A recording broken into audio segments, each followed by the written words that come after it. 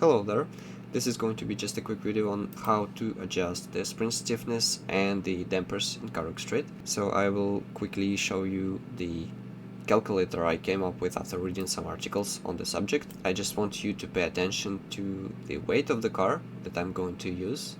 So this is 1400 kilograms, and I have the front distribution of the 53% on this Corvette. So those are the only values that are going to matter, basically. So let's get to the calculator. Okay, so here I have my calculator. It's going to be divided into sections. So this section is basically just the input field, okay? And then we have the second part, which serves us as a calculation. Here I input the weight of the car, then here I input the weight distribution percentage for the front. The rear is calculated automatically. Then to calculate the equivalent of the weight distribution in the kilograms, I just multiply the weight of the car by the axle percentage. And here I have the weight for the front axle and for the rear axle. Everything marked in blue is not to be modified in the future. So once you will set up this calculator, the only cases in green are going to be your input fields. The rest is going to be calculated automatically.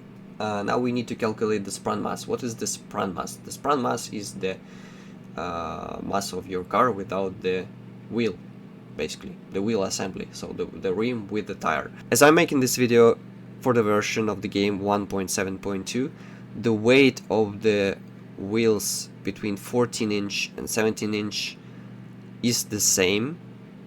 Starting from 17-inch, the weight gradually increases. I wasn't able to find the data about the wheel weight, however I can just speculate that it's going to be around 15 kilograms.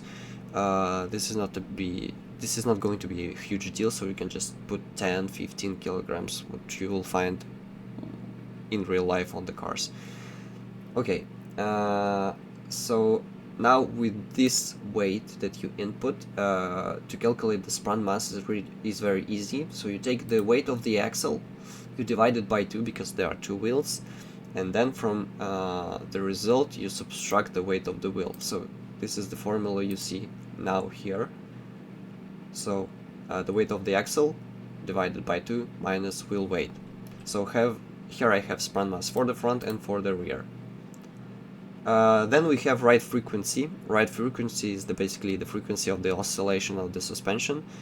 The more hardcore the application of the car, in racing terms of course, the higher frequency is going to be needed for the suspension to take care of. So for the race cars, the frequency is typically found between 3 and 5 Hz. It can go beyond, but I will just stick to 3 Hz for the CarX for now. We also have the damping ratio. This is a small value that's going to affect our future calculations for the damping. So basically this will affect the difference between the critical damping force and the damping force. For the easiness of the calculation, I will just stick to 1, but just know that typically the values are higher than 0.7, and they can go up to 1 and even beyond. But yeah, this is going to be the sweet spot. Now we are done with the part with the initial values. Now we need to move on to the calculations. So the first thing to take care of is the spring stiffness. Okay, so the formula for the spring stiffness is just here. You can pause and rewrite it if you want. This can come in handy. So the spring stiffness expressed in kilonewtons per meter is going to be 4 times pi power 2 times frequency, ride frequency, power 2, and times sprung mass. Okay, so here this is the breakdown of the formula. You see that I'm multiplying 4 by pi power 2 by ride frequency power 2 by sprung mass, and then I divide it by 1000 because otherwise the formula is going to express it just in newtons. This is not a big deal if you can just convert it in your head, or I just divided it by 1000 to make it appear as in the game. So yeah, if I get back to the game, I already have the values set up. You can see that I set up it at 126. I cannot get 126, I only have 25 or 27, so I stick to 27. And here I have 111. For the spring length, this is up to you. So this is not a part of the calculation. You can make it as high or as low as you want. I just make it so that the car sits nicely. Okay, so yeah, so we already have the springs set up. This is great news. Now we need to set up the dampers. How do we do this? Let's get back to the calculator. This is going to be pretty easy. So we need to calculate the critical damping force for the front and for the rear. The formula is quite simple, so 2 times root from the production of the spring stiffness and the sprung mass. Bear in mind that this time in this formula we have to use the spring stiffness in newtons, not in kilonewtons. So naturally, if I break down the formula, you will see that I'm using times 1000 just to transform into newtons once again. So 2 times root from production of stiffness times 1000 to transform to newtons and to sprung mass. The same goes for the rear. So we have critical damped force for the front and for the rear. Now from this we will easily calculate just the initial damping force, which will serve us for the calculation of the dampers.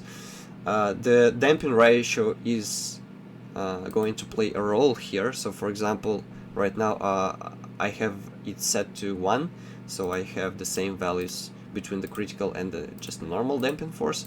If I set it up to 0.9 for example, you will see that the numbers will drop. So just use the damping ratio to change the behavior of your car. So I will keep it on 1 as a sweet spot. You can play around with it. So the formula is pretty easy, yeah. So I just take the value of the critical damping force multiplied by damping ratio. You have the formula here, and now from this we can finally calculate the dampers. So we have here the multipliers. Those are conventional multipliers for the bump and rebound values. You can find those values in many articles regarding the setting up of the suspension. So I just here the damping force, which is basically C, letter C, and multiply it by those multipliers. So we have this for the front and we have this for the rear. Okay, so as you can see, the formula is pretty simple here. Force rear times 3.4. I put them in the same order as they appear in the game, so bump, fast bump, rebound, fast rebound, and we have front and rear. Super easy. So the only thing you need to input are the green cases. The only thing you will use in the game are shown in yellow cases. So let's get back to the game. I already have those values copied. Of course they are not going to be one-to-one because you will need to round them, but anyway, now it's super easy. It's just a walk in the park. You just copy them and that's it. I already tested this setup. It works pretty well. So if you find your car a bit sluggish, yeah, you can always just play with the right frequency in the damping ratio, and that's it. So if I want something stiffer suspension, I just put the right frequency at 3.5. I already have modified values for the spring stiffness and for the dampers. So yeah, just play around with it. So I hope this will be of any use for you. Thanks for your attention, and bye bye.